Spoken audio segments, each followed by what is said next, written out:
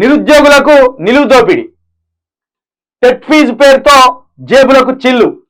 ప్రజాపాలనలో 5 రెట్లు పెరిగిన టెట్ ఫీజు, 200 నుండి 1000కి పెరిగిన టెట్ ఫీజు. ఎన్నికల్లో ఆల్ ఫ్రీ అన్న కాంగ్రెస్ లీడర్లు అధికారంలోకి వచ్చాక అడ్డగోలు వసూళ్లు. లబోదిబోమంటున్న నిరుద్యోగులు నమ్మించి గొంతు కోసారని ఆగ్రహం. ఏందనుకుంటాను మరి ఓ నిరుద్యోగులు ఎట్లా వాళ్ళు బీఆర్ఎస్ ప్రభుత్వం వేసింది, జాబులు ఇచ్చింది. ఈ యూట్యూబ్ వాళ్ళు రెచ్చగొట్టే వరకు నిరుద్యోగులు ఆ స్టడీ సెంటర్లు నడిపేటోళ్ళు. మీరు నిరుద్యోగులను రెచ్చగొట్టిందంతా స్టడీ సెంటర్లు నడిపేటోళ్ళే, ఆ దుర్మార్గులే. కేసీఆర్ వేసిన ఉద్యోగాలు చూపెట్టకుండా, కేసీఆర్ ఎన్ని ఉద్యోగాలు వేసిందో లెక్క చెప్పకుండా, కనీసం ఈ కేసీఆర్ మంత్రివర్గంలో ఉన్న వాళ్ళు కూడా ఇక మేము ఇన్ని వేసినాం నాయన, మేము ప్రైవేట్ జాబులు గవర్నమెంట్ జాబులు కలిపి ఇన్ని వేసినాం అని చెప్పకుండా ఆగమైపోయాం.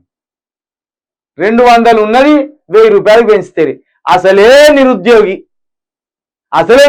అని దగ్గర డబ్బులు వెళ్ళవు, అంతా బీదబిక్కి, అంతా నిరుపేదలు. వాళ్ళకు 1000 రూపాయలు ఫీజు పెడతారా? న్యాయమా ఇది రేవంత్ రెడ్డి? ఇది నీకు న్యాయమా?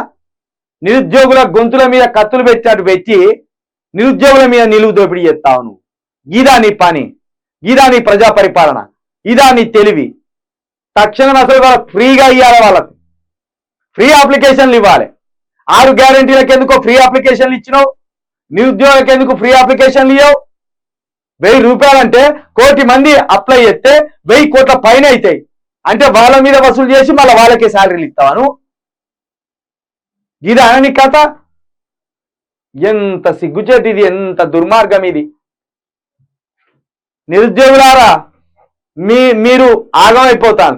1000 రూపాయలు గట్టిగా ఈ ఎగ్జామ్ రాయాలట మీరు. చూడు రేవంత్ రెడ్డి, ఇది న్యాయమా నీకు? నిరుద్యోగులను కడుపులో పెట్టుకుంటాం, నిరుద్యోగులను గుండెలో పెట్టుకుంటాం, నిరుద్యోగుల పోరాటమే మా ప్రభుత్వం వచ్చిందన్నావు కదా. ఇంత దౌర్భాగ్యమా? ఇంత వాళ్ళ మీద కక్ష? 200 ఉన్న దాన్ని తీసుకుపోయి 1000కి ఇస్తావా? నీకు దమ్ముంటే, నీతి నిజాయితీ ఉంటే 6 గ్యారంటీలను ఎట్లా అప్లికేషన్లు ఎట్లా ఫ్రీగా ఇచ్చినావో దీన్ని కూడా ఫ్రీగానే ఇవ్వాలి. ఒకవేళ ఫ్రీగా ఇవ్వలేని పక్షంలో 200కి. ఇది నీ పాలన, నీ దరిద్రమైన పాలన.